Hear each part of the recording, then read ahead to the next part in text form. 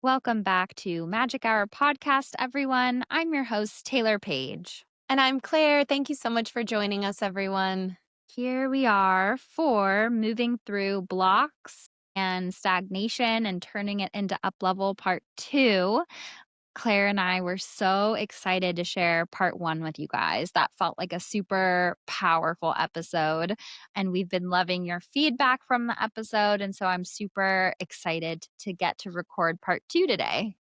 Yes, continues to feel so relevant. And it was so healing for me to record the first part. So I'm just so excited to hear that it's resonating with all of you and excited to dive into some of your questions and explore it more.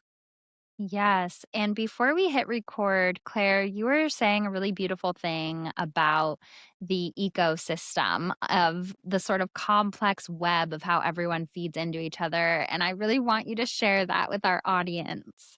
Okay, cool. Yes. I just had this thought the other day while I was hiking, and I was just thinking about, the ecosystem of the world, the natural world is such a mind-blowingly intricate tapestry of this bug feeds this creature and this creature's droppings make the forest grow. It's like without the salmon swimming upstream, literally without them, the whole forest falls apart. It's just such a crazy, intricate, interconnected web. And I had this thought that maybe our emotional life and our emotional connections with each other are also like this big interconnected ecosystem, and how we feel we were meant to meet this person, or they were meant to give us this lesson, or this person was meant to leave our life at this time. Like the way that we all interconnect and help each other grow feels so planned in ways. And so I was thinking about it as this like interconnected ecosystem of emotional connections. And who knows, but it seemed kind of right in a way. I think that's so right on. And just as an intuitive who sits with people every single day, there's always bigger lessons and reasons and layers to the energy. And it kind of reminds me of that download that I shared. I don't know on which episode anymore. Who knows how many episodes we even have? I can't remember what happened yesterday, but it reminds me of this download that came through of, the universe teaches through repetition, as Rachel Kelly says. And each time someone is triggering us or testing us or pushing us in some way, it's because they hold a key to another layer of our shackles. And it's the universe continually not trying to punish us, but to set us free on a deeper level. And it's the universe saying, actually, you came here to be set free. You came here to take the key from the shackles. We're going to continuously hand you the key and offer you the key until you take it. And on top of that, another layer is please take it for all of the generations before you in your lineage that never did. Mm. Wow, that's so beautifully said and feels so true. I think I've had this like shift in mindset about it all where it's felt like, yeah, it can feel like a punishment in ways of like, why do I keep getting the same type of person who hurts me in the same type of way? And in another reframe, it's almost like the same challenge that I'm being faced with, a challenge to overcome. If I see it like that, it's like, I don't want to be the person that gets pushed around in this way. And by dealing with someone who pushes me around, I get the opportunity to make a new choice. And that changes me forever. And it changes the line behind me. And it also changes the opportunity for those to come after me. And so I think when we can look at those things, I was in this beautiful goddess circle for the lunar eclipse, and we were talking about grief, and a woman brought up that she's in a lot of grief over a relationship ending. And she said, everyone in my life, or a lot of people in my life, want my pain to be over. And they keep being like, just be done with it. Just move on from it. And she's like, I really think that the grief is here to help me grow. And so when it's really overwhelming or it's here with me, I try not to shove it away. And I try to sit with it and allow it to almost be like an ocean, pulling me and pushing me through its storms, through its calms, as it helps me expand and learn what it's trying to teach me. I thought that was just such a beautiful and profound way to think about our grief and to think about all of the challenges that we face, like an opportunity for growth that, like you said, I think we came here to have. Yeah, it's like the universe is not trying to punish us, it's continuously trying to help us set ourselves free. And I think grief is such a powerful passageway to up level. It brings you down into the shadowy depths that are so intense, but also where all of our magic lies. And I would never choose for my mom to pass away. I would never choose for some of the tragedies that I've gone through in my life. But the way that I've up leveled after every single one of them has been so profound, and it was so crunchy during it. And there were times where I was not excited to be alive anymore because the pain was so intense. But through meeting myself in that deepest, darkest place of my worst case scenario coming true, surviving that and coming through it and rebuilding from that has created the most unshakable, powerful version of myself that I have ever been. And I think for anybody going through grief, exactly like that lady said, and like you said, there's no rushing through it. There's meeting ourselves there at the most rock bottom place. And when we can love ourselves in that most rock bottom place, we are able to rebuild something that is even more authentic, grounded, and powerful than who we were before that grief. Yeah, I mean, I've definitely watched you expand in that way. And, you were amazing before, but the way that you've come into your power and your grounded energy, it's just been really beautiful to watch you alchemize that awful grief into this version of self that I know your mom is so, so proud of. Thank you. Thank you. Yeah. I mean, it's beautiful to have long term friendships because we see each other through a lot of ebbs and flows on the journey. Yeah, it's one of the beautiful joys of the love that we share with each other and the love that I have with my community members that help me when I'm struggling and watch me triumph and help me again when I'm struggling again. For sure. And like we were saying in part one, life is an intricate web of shadows and light. And if we avoid the shadows, we'll never progress forward. We'll stay in that one little chunk of avoidance that will keep us blocked and stuck and stagnant. And so, just for a little recap, if you haven't listened to part one of this series, I highly recommend it because Claire and I go really deep. That's like a long episode, too. I think it's an hour and 42 minutes. So, Wow, I don't think I realized that.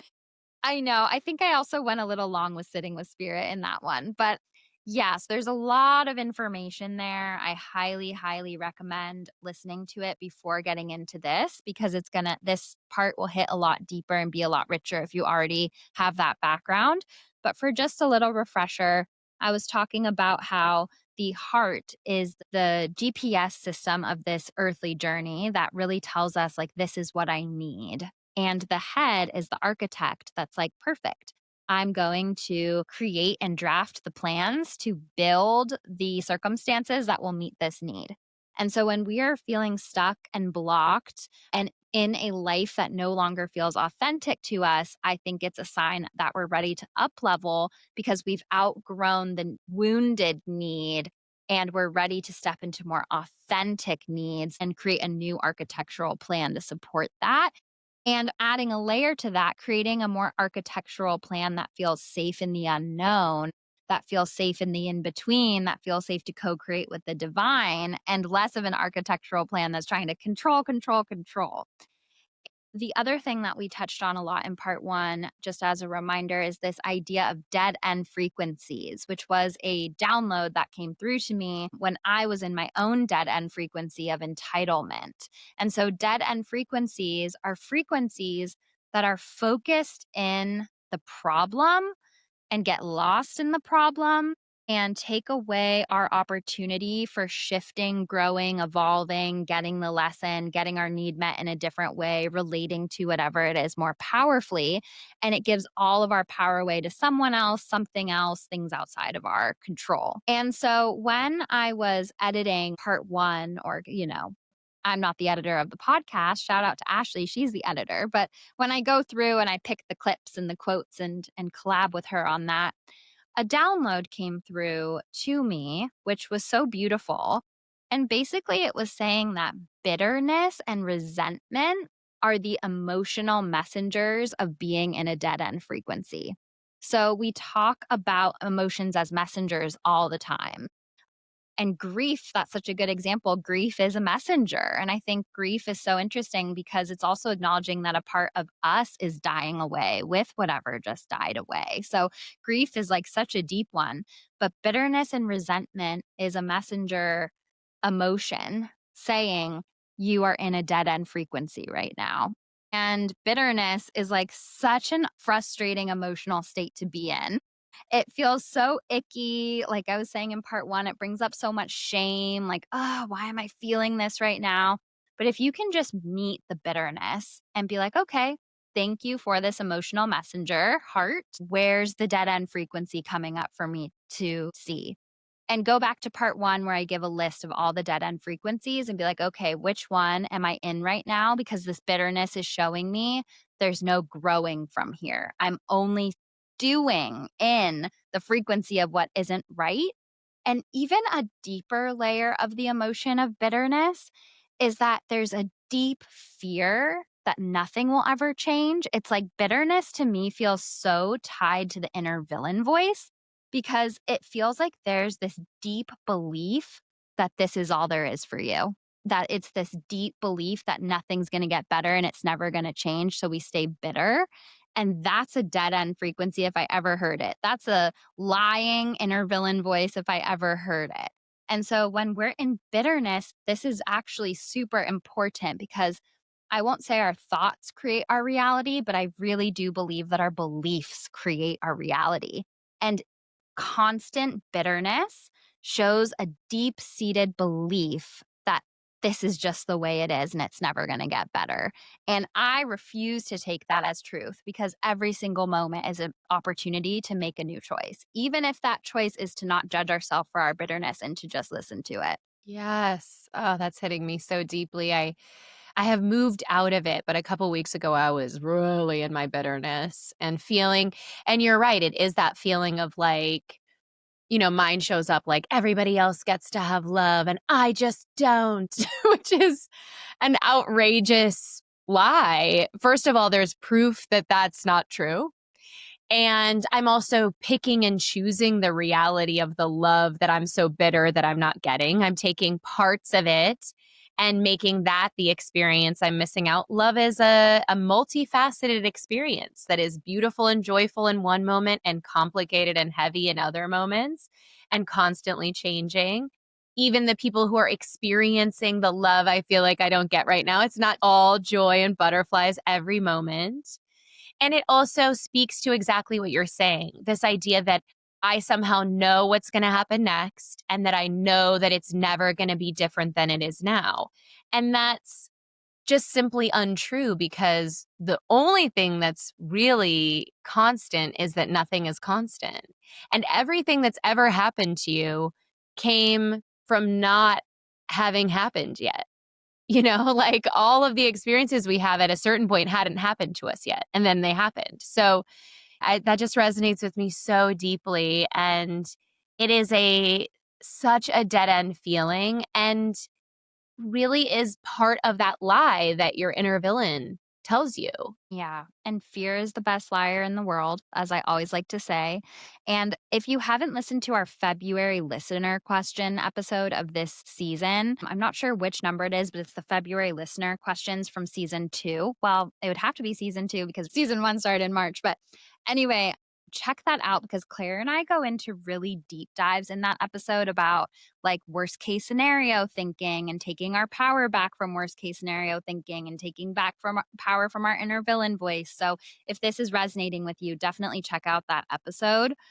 And so I want to talk about another little download that came through too is that stuckness is also a messenger. So I know that I've said before, sometimes the stuckness and the heaviness is the message that something has to die away.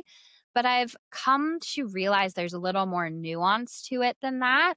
And sometimes the stuckness is actually the universe not allowing us to avoid any longer. So we are so programmed to be looking externally for joy, love, validation, praise, all of those things. And it's so indoctrinated into us on like a deep cellular level from childhood, from societal programming, from everything. And so sometimes the universe is like, okay, the bitterness is the messenger of a dead end frequency, and the stuckness is a pumping of the brakes that's asking us to come back to loving ourselves, finding worthiness and validation within ourselves, and not allowing us to get lost or caught up or go into avoidance through constant external stimulation, validation, etc. We didn't come here for a constant tilt to whirl of external stuff. Like I've said before, the premise of earth is duality, and we focus so much on external that sometimes the stuckness is really asking us to come into a deeper level of power and worthiness in the internal level. Yeah, I mean, that has been the journey I really feel like I'm on. And what a powerful tool that we have, because truly our deepest relationship is the one with ourself. The most consistent relationship is the one with ourself. And what a powerful reframe to think that instead of needing these things from someone else who may or may not be able to provide them, that we can provide those things for ourselves, and that we can be the comfort, the love, the joy, the adventuring partner. Like, we can be those things for ourselves, the inspiration. And it just sort of takes that shift. I mean, not that it's easy, but it takes that shift from looking to the external to really going inward and seeing the like endless bounty of possibilities that you have when you choose to have a deep relationship with yourself. Yes. And this leads me to this message that was coming up in a reading that I had not too long ago, which felt very synchronistic with what I wanted to talk about on this episode today. So, I was connecting with a lovely client, and her angels were showing me this keyhole, and they were giving me the message of growing up. There was almost a fantasy of when I have this thing, everything's gonna unlock for me. I'm gonna be happy. It's basically the happily ever after fantasy, which, as we know, doesn't exist. Once I do this big move, happily ever after. Once I have this partner, happily ever after. But then she was getting these things and not feeling happily ever after. And then really questioning, like, okay, what does that mean? Am I on the wrong path? All of these things. And the answer was no, you're not on the wrong path. You just haven't done the internal work yet to be happy with yourself, to be filling up your own cup and be self love, generative in yourself, so that you can actually, in a physical, nervous system regulated way, enjoy exactly what you've built. And so, as they say, I don't know who said this, but they say like happiness is an inside job. And I really feel that. And it's such a frustrating message to hear. And I totally get that. Like when I was in my most block stuck place, I'd be like, shut the F up. I don't want to hear this. I don't want to hear that happiness is an inside job. I'd be super happy if I was in like Italy right now or whatever it is. So I totally say this with like a asterisk up top that's like, I'm so sorry to say this because I know how annoying and frustrating it is. And like I said in part one, nothing said in this episode is from a place of judgment. It's genuinely from a place of trying to understand and put language to these universal concepts that we've all experienced so that we can move through them with more grace. Yes. And I think another layer of that happiness thing, because I totally get that when people are like, happiness is a mindset. And when you're in your stuff, you're like, well, my mindset sucks. It's like, it isn't just so easy as being like, well, I'm going to choose to be happy then. Like, sometimes that doesn't feel like an opportunity for you. But I think a deeper layer of it is like, going to Italy is an amazing thing, as an example, is an amazing thing, a beautiful experience. Or for me, like getting into nature usually brings me joy. But if I am not at peace within myself, those types of things won't hold the depth of happiness that they could if I have done the work on myself and found a way to be in joy even without Italy. It's not to take away from the things that do bring us joy because those are true. Like going out dancing with my friends brings me joy. But if I'm in a mindset of bitterness going into it, about I don't have this and I'm missing out and I'm not as far ahead as I should be, that's a story I often fall into personally.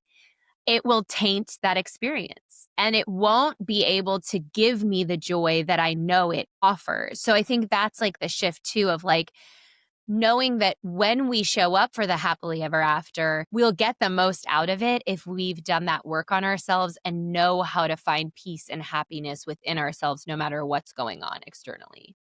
Yes, absolutely. And the happiness being an inside job doesn't mean just randomly your head deciding to be happy and that's your truth.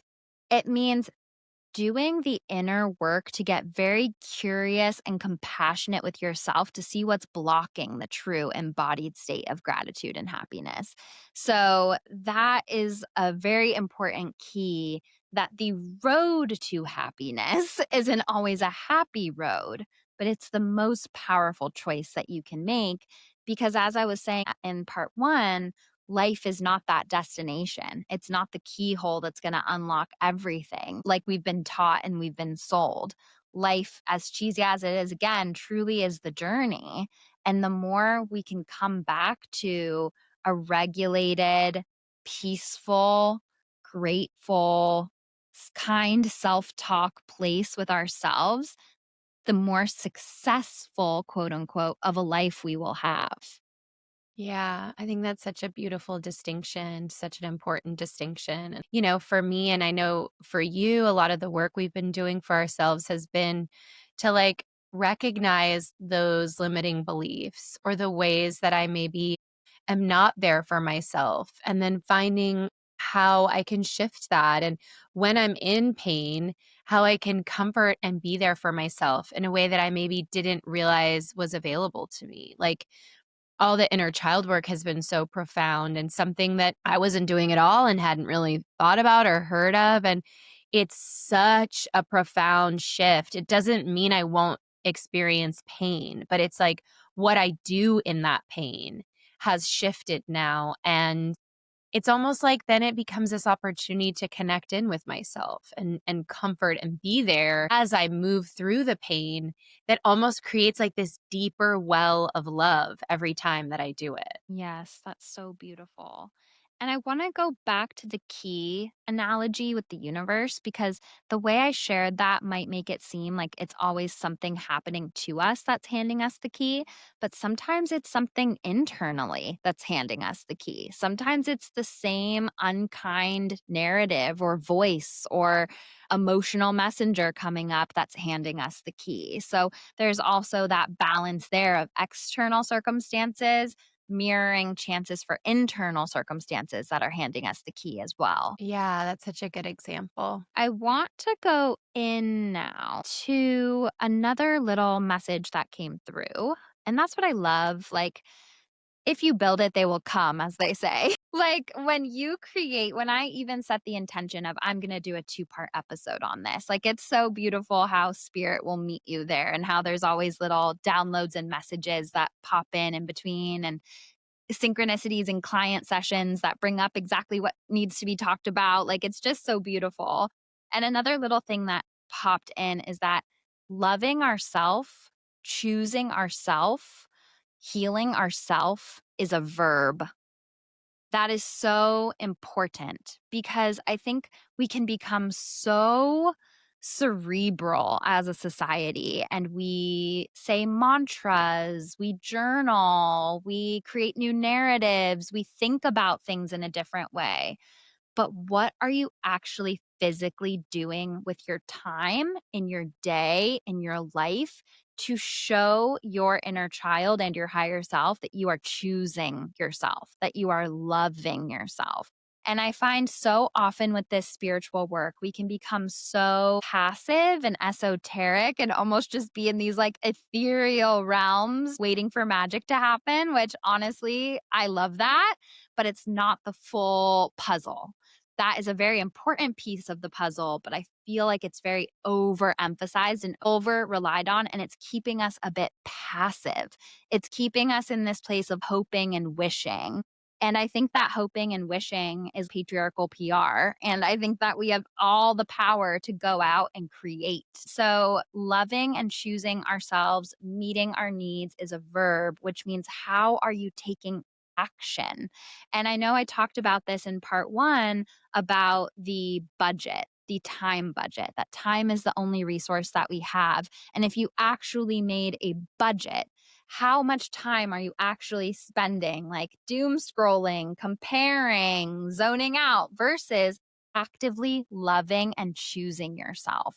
That can be going for a walk. That can be scheduling time for self care. That can be cooking yourself healthy meals. It doesn't have to be something extravagant, but when you break up the allocation of your time, attention, and effort, where are you choosing yourself? Where are you loving yourself? Where are you healing yourself in the physical world through action? Yes, I love that so much. It reminds me of something that I'm trying to integrate as well of like when I'm in my stuff, what is the most loving thing I can do for myself, for my inner child in that moment? And usually it's not ruminating about the thing that's making me upset, which is usually my go to in those moments to continue to ruminate about it or even try and like shift my thoughts about it. Like, I think there's some of that work to do, but I think that is a place that can often leave us stuck because there's only so much thinking about something that makes a shift. That is a piece of it. But, an example that I'll do is I love to dance. So maybe I'll just choose one song and I'll just let myself free dance to that one song and see if that can shift the energy. Or I'll go for a walk in nature, journal, sing, take a nice shower, take care of myself, those types of things that are a loving gesture, be creative. And it's so amazing. We resist those things a lot. And then when we do them, it's like so obvious that it changes the energy. Like when I go for a walk, there's no way that I come out of that walk with the same energy. Like it moves through me, it helps me shift. And so having the courage and the motivation in our healing to make those active choices, like you said, I think is huge. Yes, absolutely. And while you were talking, I just got this idea. If you tune into your heart and you really ask yourself, like, what are my heart's needs? And meeting our heart's needs is a big way that we love ourselves and take care of ourselves. Like, say our needs are fun, creativity, and social time, or whatever it is. Then creating those buckets in a weekly budget and being like, where am I allocating time and energy and attention towards these needs that my heart has expressed? And that's automatically going to shift the energy. And it's also going to start to build trust with yourself. I think trust with yourself is so important because when I tell myself that I'm going to do something, I know that I'm going to do something. I have such strong trust with myself.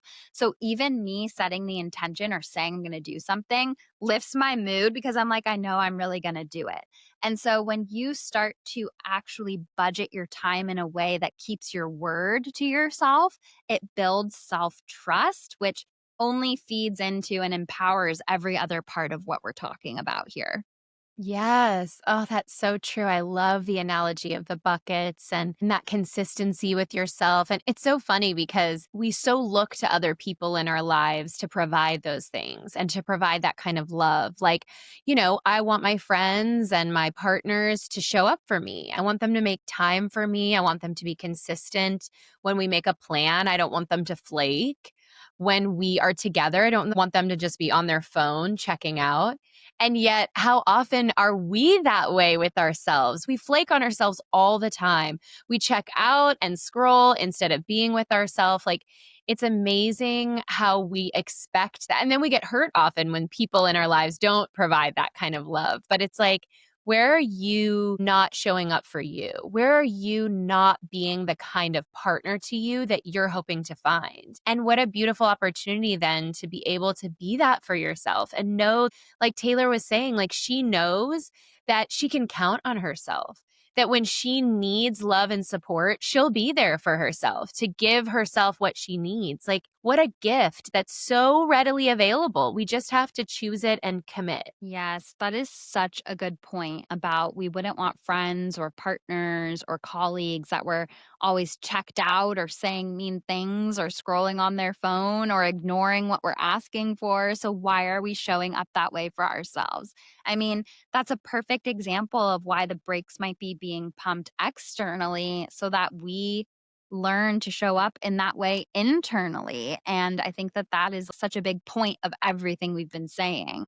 And so I want to go in now to a list of common blocks because I think putting language to something, naming a thing in the witchy world gives you power over it. And so it's not just this subconscious thing that is pulling your puppet strings that you feel alone in and that you can realize, like, actually, this is really common. It kind of reminds me of when I didn't really know much about narcissism, but I was in a really toxic, narcissistic abuse romantic relationship. And then hearing people talk about narcissism was like the most healing thing in the world for me because it was putting language to my experience. So I just want to talk about these things because I think it's just so helpful. So, of course, the dead end frequencies that I talked about in episode 1, I think rushing through integration time periods or yin periods is a really big block where we feel like we always have to be productive and generative and at a 10. And it's like that classic, I keep coming to cliches in this episode, but it's sort of like how the trees lose their leaves for a season and that's It's and true. that's okay. I know, and I can't tell you how many mediumship readings, angel readings that I've been in where there is such an internalized thing of like life has to be hard and it's not safe to rest. And I think people have such a hard time just feeling safe to do less. But you know what's so crazy is that every time I've been forced to rest, every time, like when I had COVID for 2 freaking weeks last year, which was right during the election, so I was kinda happy because I was just completely passed out for all of it, but I did wake up at 3 AM on election night just like everyone else. That time period was so intense.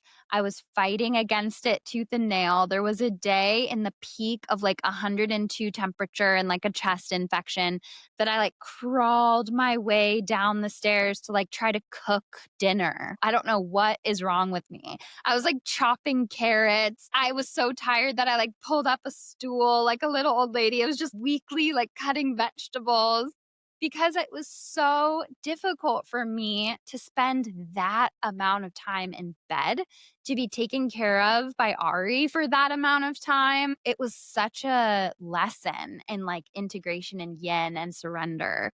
And on the other side of it, when I got better, my readings completely up leveled. It was insane. The level of specifics and clarity of my channel, that yin resting time period that literally took me being super sick to surrender to was a huge snakeskin shedding moment that helped me evolve and up level so much, even if it was just on an internal integration level. And we have to give ourselves that. When we don't give ourselves that, it goes back to what I was saying in part 1. We're always talking to the universe through action and manifestation and grasping instead of listening as well through spaciousness and integration and yin energy. It's so true. And obviously, I get that instinct. I think we want instant results. We want things to move quickly. We want to get the answer. We want to be healed. I mean, I'm really feeling that right now. I'm like, am I healed already? I'm done with this. I'm ready for this to be over. Maybe this will be a lame analogy too, but it's kind of like baking something or cooking something. Maybe you want it to be done in 10 minutes. But if you pull it out in 10 minutes, it's not going to be a very good cake. It takes the time that it takes sometimes for these things to move through us, to grow, for us to. Sometimes I feel like I have to hear something 100 times. And each time I hear it in a different way and it sits with me in a different way. And finally, after all of that, I get to a point where it's really landed. And I find that with creativity or showing up in all these ways, it's like if I don't rest, what I do is kind of half-assed. It's fine, But if I'd rested, I could have done something great. And just giving myself that time, I actually end up with something better than trying to do it quickly without the rest. 1,000,000%. That's part of when you're a artist as well or an entrepreneur where you are the product in some way, which I know a lot of this audience is, like in the spiritual field, the creative field. It's so hard when the business is you. It takes extra boundaries to be able to sustainably do that. And it does take a lot of rest and rejuvenation for us to be able to up level and grow our work and be reborn, or else we'll just be this shell that's only at half capacity because we're never allowing the integration. Rest is productive. I think we think of rest as not being productive, but if we think of it as part of the whole, it's like when I rest, I'm therefore able to show up and accomplish the thing I want to do at its best capacity. Then rest doesn't become separate from our endeavors. It doesn't become something we're doing to be lazy and take a step away. It becomes part of the whole and a deeply important part of the whole. Absolutely. I think that another really common one is too much screen time and less aligned action. I think that this is so common. I know our therapist, our collective therapist, Rachel Kelly, talks about this a lot, how she had a TV addiction. And it was really interesting too. I think I was listening to like Melissa Woodhealth's podcast one time. I can't remember. I'm not like a regular listener of podcasts because I really like to stay in like my own zone and my own voice. She was saying that she had another powerhouse businesswoman on. And they were talking about how both of their careers really took off when they stopped watching TV. And it's like one thing if you're like an actor or an artist or a creative and you engage with TV in like a super nourishing way that lights up your well of creativity and it leaves you feeling inspired. Like that's really different than using it to numb or avoid your own life. And these ladies were saying, like, yeah, when I stopped just being in this like numb state of consumption, the way that that opened up space in my life. And in this modern day and age, it's also including doom scrolling, being on TikTok. It's like that eats up so much time and mental energy that we could be taking aligned action steps towards filling those buckets that I was talking about in our energetic, budget. Some of us, we can't afford to be spending time that way. Like the budget does not allow for that much screen time. And your inner accountant is trying to get your attention about that. So I think that is like a really good thing to be aware of because that space could be filled in so much more of a nourishing, generative way. Literally, even if it was just sitting in silence. Yes. I think that comes back to intentionality too, or maybe just intention is a good way to think about it because I'm someone who I love stories and I am a storyteller. And so I really enjoy listening to a story. I love watching a movie that's a story. And so I've never fully resonated with the idea that I shouldn't participate with those things. But I think what is my intention when I'm doing it? Is it to zone out? Is it to check out? Or is it to, be taken on a fun ride and go on a whimsical adventure that will leave me inspired? Those are two very different ways to engage with something. And certainly with our phones and with scrolling, and I am guilty of it, as I'm sure so many of us are and struggle with it.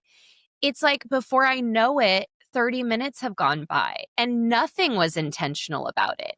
I probably went to look at my to-do list and suddenly 30 minutes went by and I was on Instagram looking at things that didn't inspire me, that made me compare, that made me feel afraid. It's not to say that there aren't benefits from those apps, and we both utilize them for our career. So it's not to demonize any of these things, but I just think really thinking about your intention when you go into it and what you want to be filling your life with. And if that is part of it. And if not, like, is there another activity I could do for the next 30 minutes that would actually leave me feeling full, rested, uplifted, inspired? Yeah, even like maybe reading a fantasy novel or something like that. Because I got this download the other day. My mind was like racing before bed, and it didn't feel the same as like my inner child trying to give me a message or something that I was missing. And I got this message from my angels of like, you have had too much screen time lately, and now your brain is programmed to go at this speed. Like, it's quick, shallow thoughts that are basically going from thing to thing to thing, ping ponging because I like attuned myself to that energy. And granted, I'm super sensitive and I'm like a sponge. So I think that it affects me, but I think a lot of us here have that. So what I like to do with social media is be like, okay, I need to like veg out and not think about anything because I've been budgeting well. There's 30 minutes here for that. But then I'm like kind of strict with myself. And I'll be like, okay, 5 more TikToks. And then on the fifth one, I'll close it and be like, all right, I'm off. And I go to like my next productive task. So it's not to say there isn't a space for just like mindless entertainment. It's when it's out of balance that it becomes a real block. So the next thing that can be a block is our inner child running the show. This is where we aren't really being disciplined with ourselves. It's where we are having a hard time like finishing what we started or committing or keeping our word, all of the ways that like our inner child throws a tantrum. And I think we kind of covered a lot of that through the dead end frequencies in episode 1. So I don't want to go too deeply into that, but just noticing where that is coming up. And then also, looking for signs and answers on the path externally instead of connecting to the inner spiral nature of self divination. And I talked about this in the Intuitive Development Masterclass series, where I think a really common block that I see is people being like, if he's my soulmate, send me a butterfly. And then being like, there's a butterfly, he's my soulmate. And ignoring the red flags, the way you have to light yourself on fire to keep him warm, the way that he doesn't make your nervous system feel safe. And so the intuitive nature of self divination is different than reading for other people,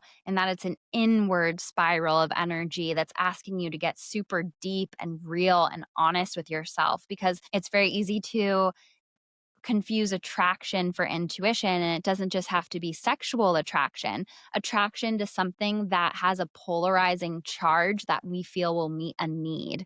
And when we meet that need in ourself and do a deeper spiral of self divination and truth and healing and shadow work, it takes away that emotional charge from that external thing. And we're not attracted to it in the same way.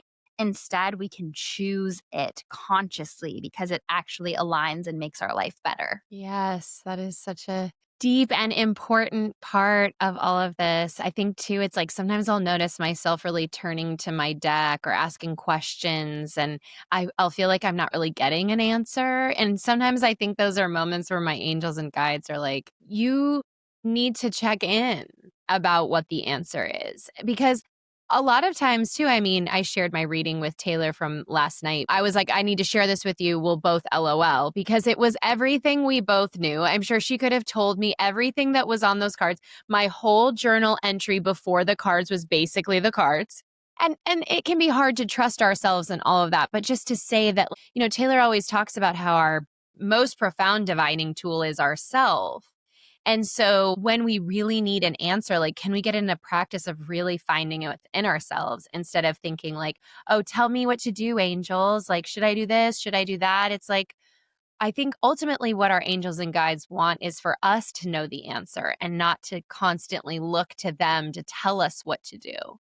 And isn't that such an example of what we were just talking about? We're doing the same thing to our angels and guides that we would do to something in the physical world, of thinking that it's going to meet a need that we need to meet in ourselves, thinking our angels and our guides are going to protect us, help us, lead us, when we have that inner authority to do that. And we outsource our power to our angels, ancestors, and guides all the time. And I think that those are the moments where like the pendulum dead stops. Yeah. You aren't resonating with the card you just pulled or whatever it is, because they're like, nope, you need to get deeper and more real with yourself. Do not have the emotional charge and attraction to feeling like you have to have us do that, or even a reader outside of yourself do that. How can you do a deeper dive into what you already know? And before you even said it, Claire, what popped into my head is they stop when we already deep down know. Yeah, exactly. It almost feels like they want us to take that next step of knowing for ourselves. They don't want to give us the answer. The whole point, I feel like, of existence is for us to know ourselves and know what's right for ourselves and not just look to everything else to tell us what to do. Obviously, they're here to help guide us, but I think when we really feel stuck, it's such an opportunity not to ask for signs, but to really tap into like, what do I know to be true about this? Or maybe what am I avoiding that I don't want to look at because it's hard? And I feel like I'm becoming more tuned now too to when I'm like, I can feel when I'm in the stuff I shouldn't be in. It's like a different frequency now where I'm like, you're choosing this. Even though it feels like you're out of control, but like you're not. You're choosing this thing that hurts you. So when are you going to stop? Yeah. Yeah, I think that that's so powerful. And I think signs are really good to know that we're supported on the path and to have beautiful synchronicities and to know that magic exists and we are so loved and supported. But again, it's when the pendulum swings and we're attaching and outsourcing all of these dead end frequencies. The root of it is getting us to stop outsourcing our power. Like truly mic drop end of story. That's where the stuckness and the blockness is keeping us from moving forward in a way that's not powerful. And I think that our angels and guides are right there as our cheerleaders, being like, we're not going to permit this because it's all about us building trust with ourselves. And they're our guides, they're not our heart. And so the next thing that I think can be a block or more of like an indication that there's a block is when we're really attached to an end result instead of a present moment lit up action. So, for example, I was at a podcast event for my friend Krista of Almost 30 Podcast, and she was taking questions and answers from the audience.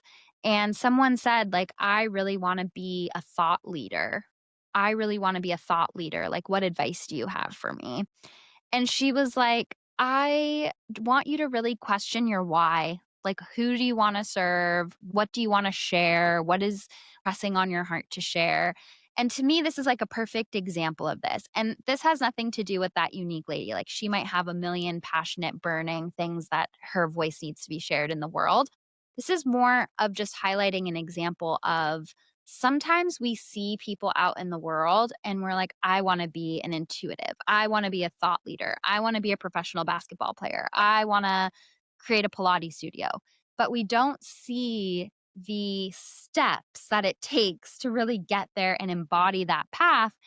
And also, if we are only getting excited about the end result, I think it sometimes is more about what need we think that end result will meet. Like maybe for that first example, it's to be heard and for us to feel like our wisdom is valued. And there's all of these different needs that we want to get met. And I find that often people who sort of start a lot of businesses and nothing sticks, or they have a lot of ideas but no follow through. I think this is a common energetic pattern that, again, I say without judgment and with love, that there is this sense of like, oh, this will meet this need in me to feel worthy or powerful or heard or whatever it is. But in reality, it's like, do you love basketball? Are you addicted to Pilates? Do you have a burning message that is on your heart to share that you would do for free? Because even like starting a podcast like Magic Hour or starting Angels and Amethyst, there are countless hours and time and money and tears like that you don't see behind the scenes that makes all of this happen.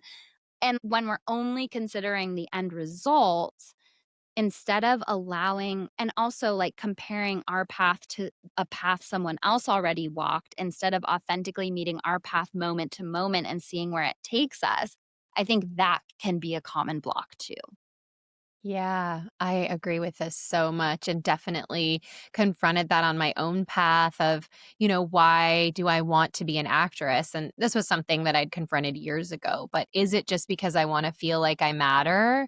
And if people love my work or go see my movies, that I'll feel like I'm finally important and impressive? And it was a great exercise for me to really get clear about, like, okay, what is my why? do I love doing this? And I really do. And so it's wonderful every time I connect to that and see, no, like, I just got to be on set this week and I just love it. I love when I'm doing it. And so it helps me realize, like, you like this not for that. But I think a second piece of what you were saying too, of like, and there's so many ways that this shows up when we realize that we're seeking something to get a need met. For instance, maybe I want to have success, so I'll feel like I matter or that I'm worthy.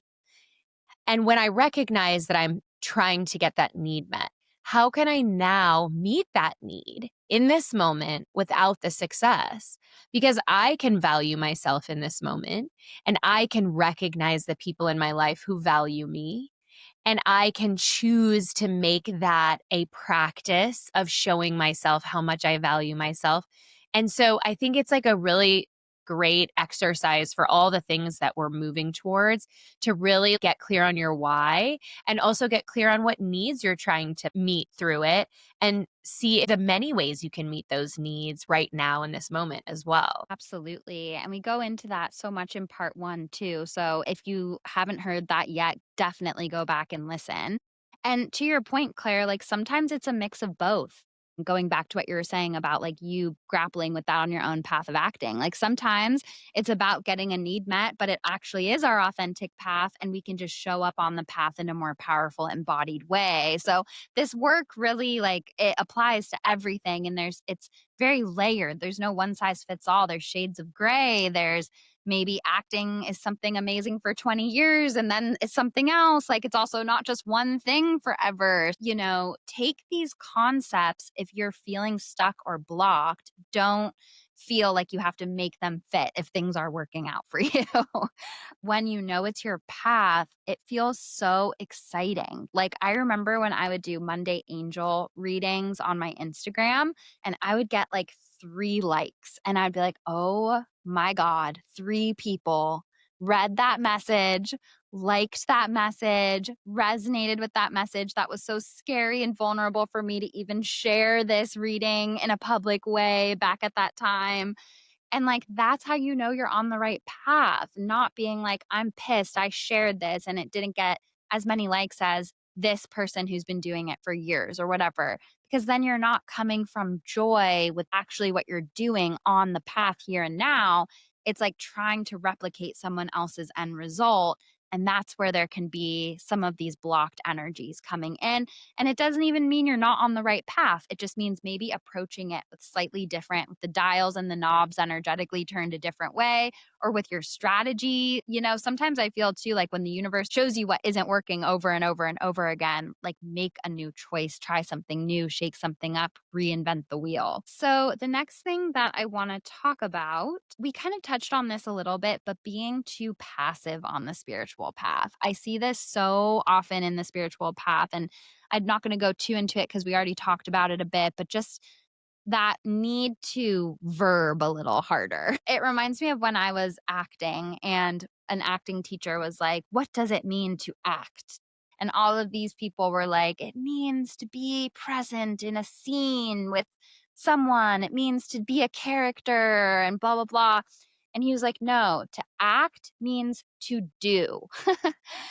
And I found that to be really interesting. And it's like, okay, at the time I was like rolling my eyes, like, yeah, but what everyone said was also a good definition. But in this context, it's it's coming up because we need to act, align action, like move forward. Like sometimes people will come to me and they're like, will I be a successful artist?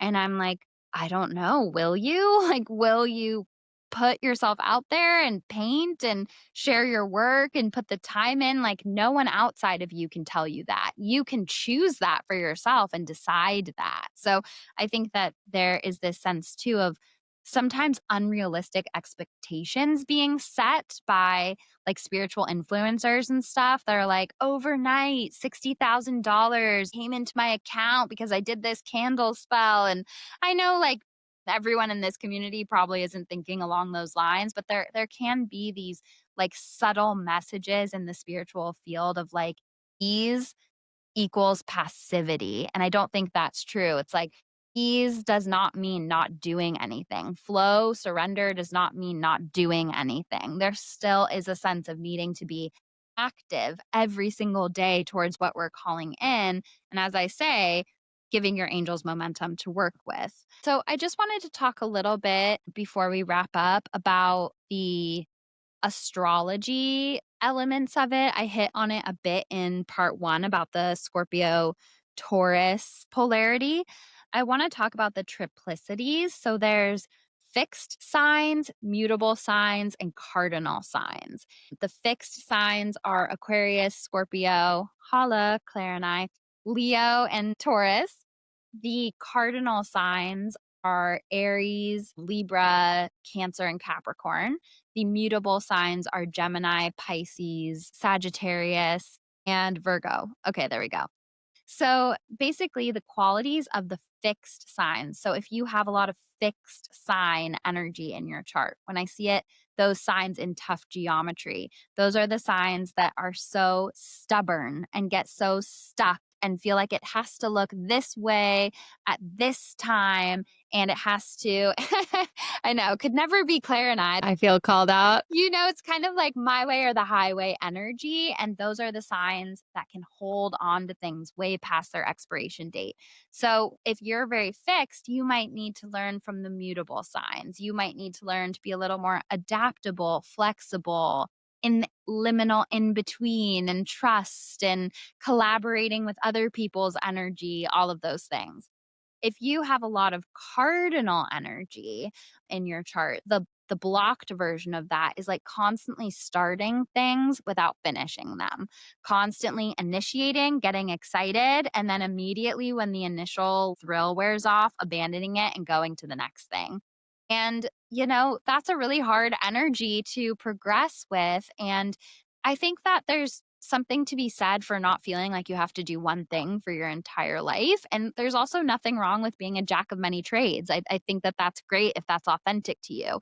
But I do think it's unhealed when we get the rush of starting something and then we abandon it at a certain point and that keeps happening.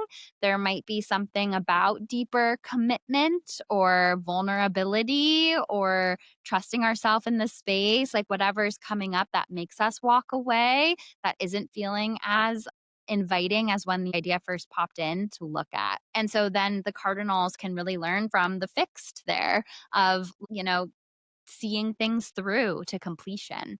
And then the mutable signs where they can get blocked is like just losing themselves in other people's opinions and other people's expectations and what other people want from them and distractions and social energy and just getting pulled in a million different dreamy directions.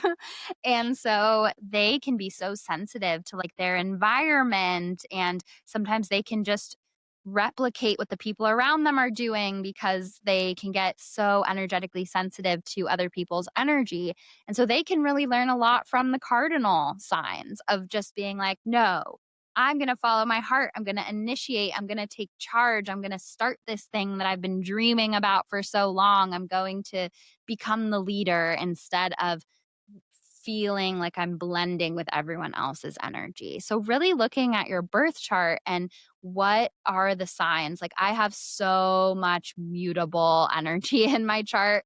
And then I also have a lot of fixed energy in my chart. I'm kind of a balance of all three, but that mutable energy and that sensitivity to my environment and other people's opinions, like before I really did a deep dive on my healing journey, I was so in the throes of that energy. And I really had to learn to like root more down into that cardinal sense of leadership and initiation and bravery. Yeah, I feel that too. I mean, as a Pisces moon, and I connect so deeply to that, I feel that that's definitely been part of my journey is to like be strong in myself and not just be kind of swept away in everybody else's energy. And I definitely also hang on to things for too long or takes me too long to initiate things sometimes. So it's really helpful to hear this and see how those things might be at play in the way that we move forward or the way that we don't or why these things come up. It's kind of what you were saying before about when you name something.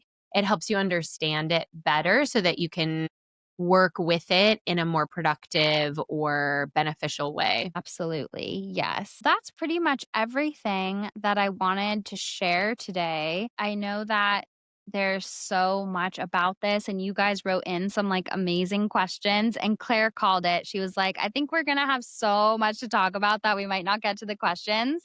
So I say from here on out, if you guys have questions about these episodes, send them in and we'll answer them here and there on the listener question episodes and kind of sprinkle them in. I love that because it is a listener question. And, this is a topic that is going to keep coming up for all of us because it's how we move through and to the things that our heart is calling in. And I mean, there's nothing more beautiful and profound than being on that journey. And it's really comforting to know that I'm not the only one who gets stuck or gets tripped up in my own energy, and just to hear different ways that I can utilize it and support myself even more fully. Yes, and your comments that you've sent in have been so sweet and supportive of the podcast, and Claire and I really are so grateful for that.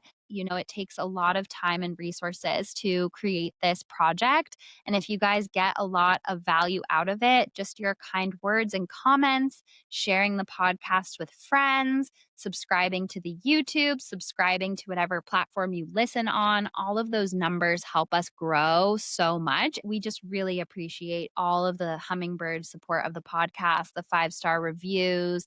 Please keep it coming because you don't even know how much it really helps us along. Yeah, it just means the world. And you guys aren't there when I'm reading your comments and the things that you share, but it can be quite a vulnerable thing to come on here and talk about these deep things and be honest about our struggles and what we're going through. And there's nothing more beautiful and rewarding to hear that it's helping you all with what you're going through. So thank you so much for sharing that. And I'm so grateful to be in community with you all as we navigate finding our joy together. Absolutely.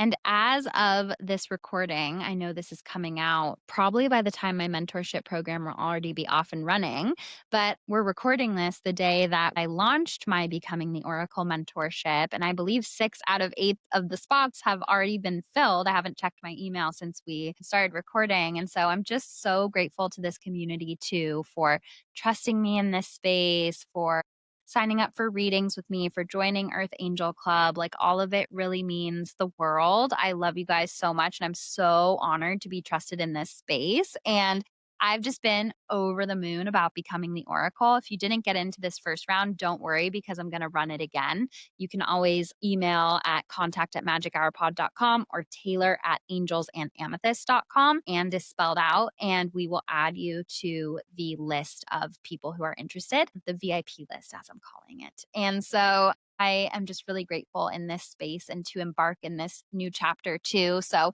very exciting things. And it also felt very full circle to me to record this episode the day that my mentorship launched because my mentorship program was something that I really had to learn all of these like stuck and blocked lessons through because this is something that if you asked Taylor in 2023, Taylor, she'd be like, "Yeah, I'm ready. Let's do it now." And it's taken until 2025 me to actually be ready and actually launch it.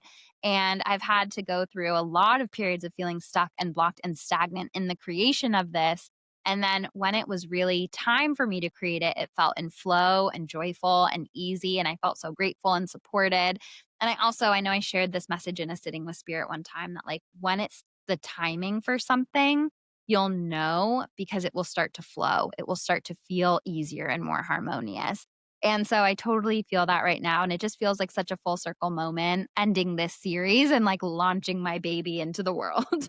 Yes. What a perfect example of everything we talked about on this episode of how it can be crunchy and it takes time. And even if you feel stuck, that doesn't mean that you're not moving forward. And so beautiful to see you at this moment where it's launching this exciting new chapter that took several years in the making. And honestly, even more than that, because you've been developing it for even longer. So wherever you are on your journey of creating something, don't be disheartened if it didn't happen overnight or as quickly as you want. Like you are on the path doing it, and just keep at it with that active attention and intention and love. And eventually you'll find yourself on the day where your project is in flow and it's happening. And what an exciting day. And I actually, as we were talking, just got a message that circles back to that ecosystem thing you were saying in the beginning that also my mentees are ready now. My community is ready now. The people who are joining me on this journey are the version of self that are ready to join me. It's not all about me and my creation. It's a co creation with the people who are joining me to learn. And it's about the timeline that serves all of us. And so if you're feeling a little blocked and stuck, sometimes it's also not about you. Sometimes it's about the people being ready to read your book or society being ready for this creation that you're putting in. So there's also so many layers of other people's free will and collective consciousness that sometimes we need to be patient with too. Yes, that's such a good point. That's such a good point. With partnerships, with creativity, with next steps, and always with jobs, like there's so much at play. And when it's right, you got to take that aligned action, but then it will start to flow and the timing is right for it to lock in. 1,000,000%. So I love these episodes so, so much. I love you guys so, so much. And let's transition to sitting with spirit.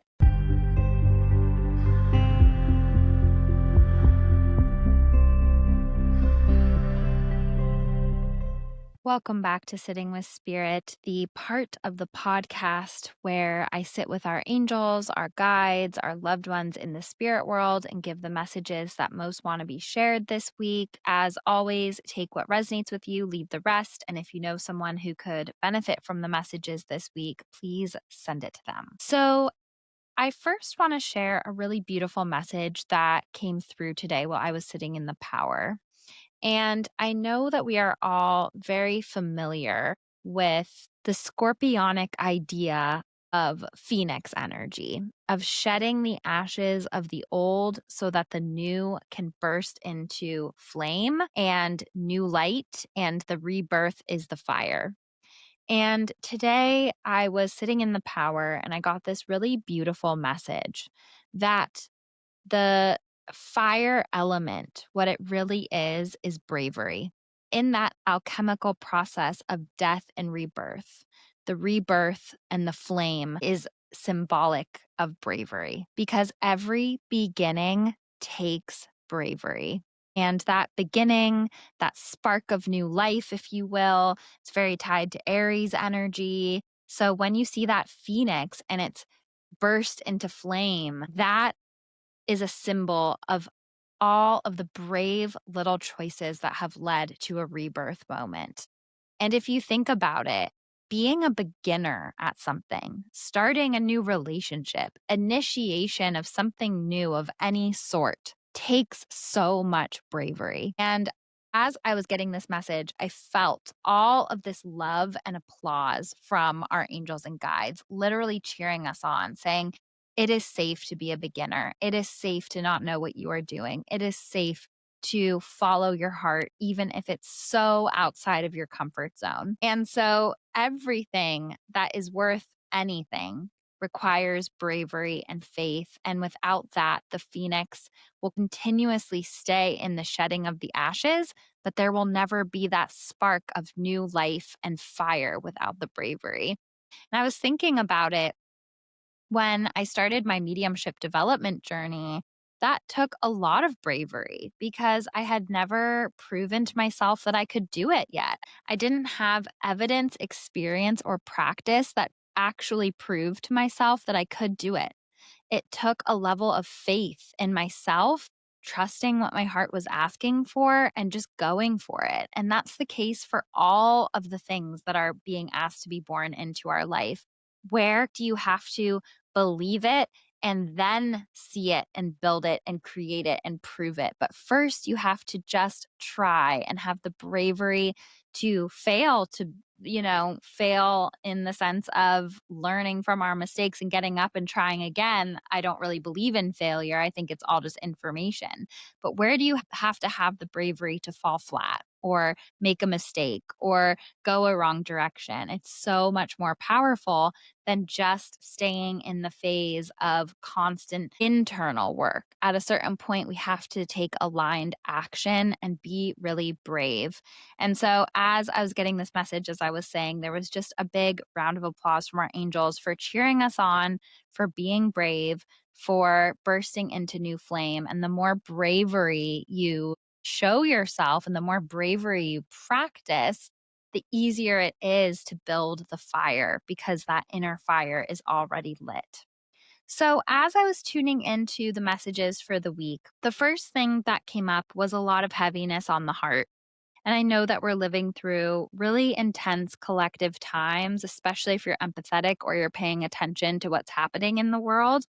There's just so much collective grief and worry, and it just feels like the volume can be so turned up on that, and it feels like it can be so all-consuming, and similar to what I was saying in 237 Sitting with Spirit, it's so tempting to doom scroll and to constantly stay plugged into the mental realm, and it's really important for us to feel our feelings and emotions because there's golden nuggets of growth and awakening and intuitive connection from feeling those feelings. There will be so many aha moments and clarity and connection to source instead of staying in this limbo of just constantly feeding ourselves more information without processing it. And so the feeling that I got is that on a collective level, which of course also translates to the individual level, navigating this time of so much grief and horror in the collective is forging us in a big way into our most and more powerful versions of self. And I feel like collectively we're going through this initiation of really looking at where we give our power away, where we need to use our voice, where we need to stand more firmly, how we can come together in community. It just feels like we're in a collective moment of trial by fire, initiation, activation, and it's all pushing us to become our most powerful self, our most powerful communities, and our most powerful world. Then I saw this image of us being pregnant with what comes next, but it not exactly showing up in the physical world yet. And so I feel for a lot of people, we've been doing like so much work and making steps forward and, XYZ, but we're not seeing leaps and bounds of change in the physical world yet. And so there's this sense of everything is happening behind the scenes. There's this sense of like, continue on, stay focused, stay on track. You're on the right path, keep building. And eventually, that thing, that new chapter, that version of self will be birthed. It's just not time yet. But that doesn't mean that nothing is happening. That doesn't mean that we're not putting action steps into that process. It just means that the timing is not up to us. And so that really creates this liminal in between space that so many of us have been navigating, which is like this crossroads energy, this one foot in, one foot out, this having a bigger vision for our life, but not quite sure how to get there, what comes next. Stay in the present moment with what is in your power to co create with here and now. I saw lion as an animal guide for the week, and lion is so tied to strength and power and courage. And that was the animal guide that came through when I saw us at this crossroads of liminal space. And I do wanna say too that it's not all doom and gloom. I also feel like there is so much potential for magic and growth and expansion and new opportunities. And so we're just living through very layered energetic times. And that's why it's so important to be consistently checking in with ourselves, our emotional capacity, and feeling our feelings and connecting in with our angels, ancestors, and guides to navigate such layered energetic times. And lion, it's interesting because courage and strength and bravery through the darkness and the unknown keeps coming through this week. And so how can you make a more brave choice? And being brave, just like being powerful, is a practice. How can you every single day with lion as your animal guide, remember your crown, let yourself fully be seen, shine your light, and make a braver choice. If you can make 1 to 3 braver choices every single day, Lion will lead you to that spark of initiation and that fire element that is the moving force behind the Phoenix energy that we were talking about before. And so the card that I pulled for the week is the Six of Pentacles. And this is the card of giving and receiving. And it's almost like the more generous you are, the more the world rewards you too. And sometimes this card can come up after like a tough financial time or feeling like opportunities aren't really coming in. And this is the card that's like, hey, opportunity will knock on your door. Things are coming. Seeds of abundance are being sown. Even if it's not the material part of it yet, the idea, the connection, something there is already starting to weave more prosperity into your timeline. So there's something really beautiful here. And I just get this feeling of community with this card as well, like leaning on friends and family, seeing how rich we are in love and community and connection as well, thinking of abundance in a more expanded way. And so there's just this feeling of the more that you give your light and generosity to the world, the more space you're creating for the world to give it back. And I think that's part of that lion message too of like, be brave, let yourself be seen, roar your loudest. And so the other part of this card is that it feels like the rainbow at the end of a storm. And I know on a collective level, I'm not really talking about a collective level with this. I'm talking more about individual circumstances that have felt very dark, shadowy, unknown, uncertain, and especially around like money, finances, security, living situation.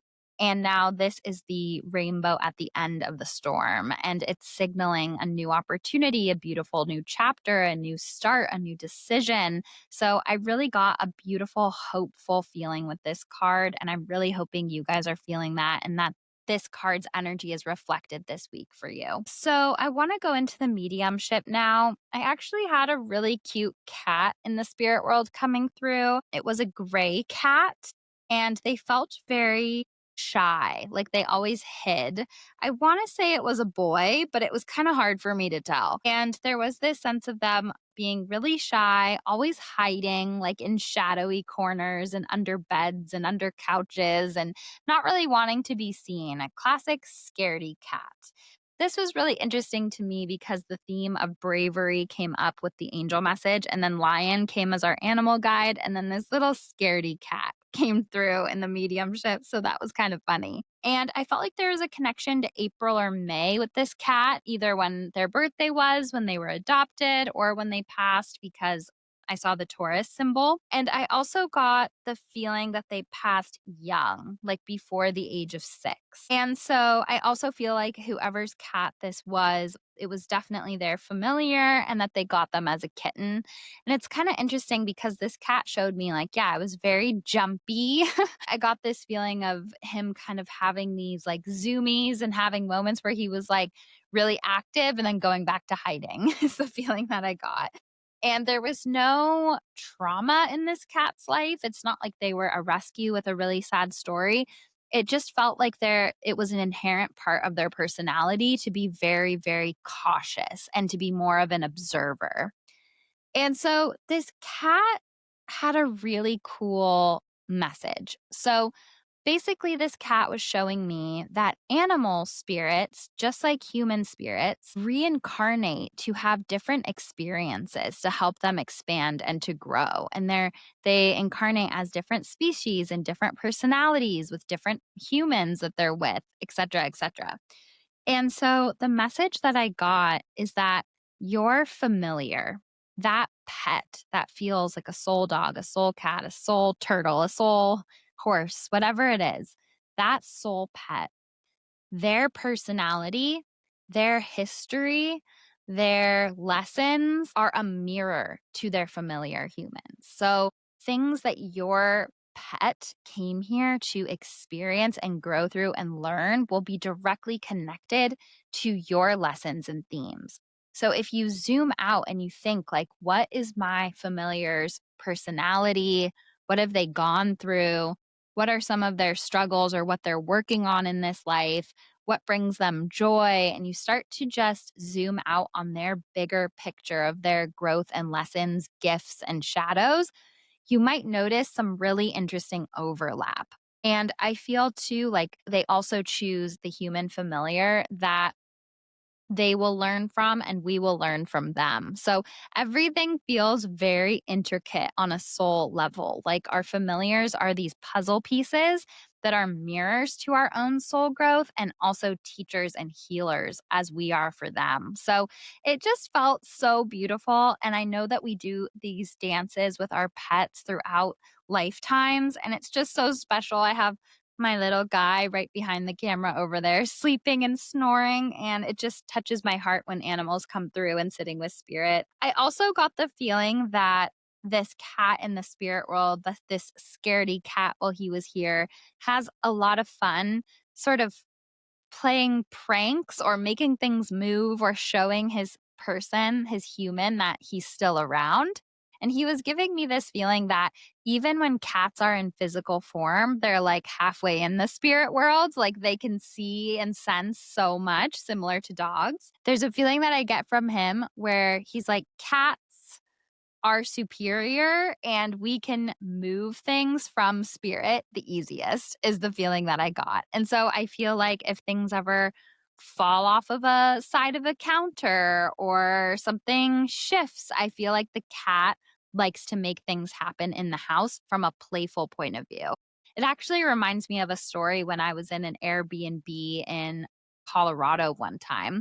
And I told my friend that I was staying there with, this was years ago before my mediumship development, but I said, there's a spirit of a cat in this Airbnb and I can see it. And later that night, we were hanging out in the kitchen and all of a sudden we heard this loud thud from the bathroom. And we went to go look, and basically the shampoo bottle, which was not even towards the edge of the ledge, fell from a shelf into the shower, just like how a cat kind of just like pushes things down. And I was like, see, I knew it. And there was no other possible explanation for it. And my friend who I was with, who is like very logical and practical and rational, was like, doesn't mean that it's the spirit of a cat. It could have fallen any other way. I'm like, how would that full bottle of Head and Shoulders that was firmly in the center of a shelf fallen if it was not the spirit of a cat? No, I'm just joking. I know there could be other reasons, but I firmly believe it was the spirit of a cat that time.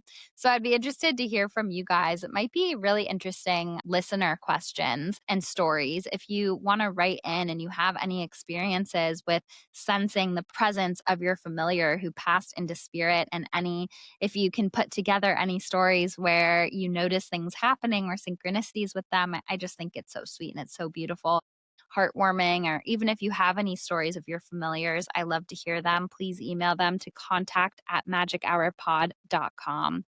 I really hope these messages are helpful. I'm sending you all so much love, and we will see you next week.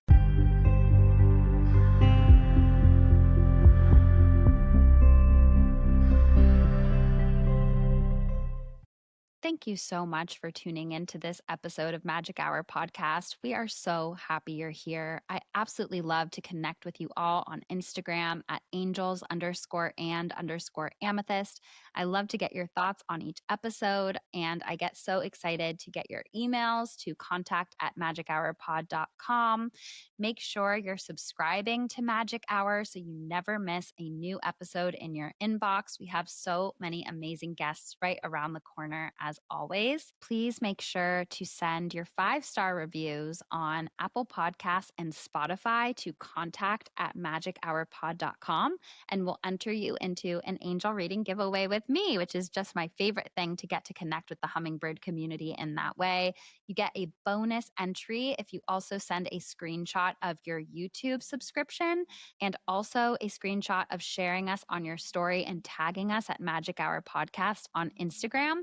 The next giveaway will happen when we hit 288 5-star reviews on Spotify and Apple Podcasts. We so appreciate you sharing the podcast with other magical people, and it really helps us keep this project alive. To learn more about me, my work, to book a reading with me, to take a workshop, please visit angelsandamethyst.com. And remember, You are magic.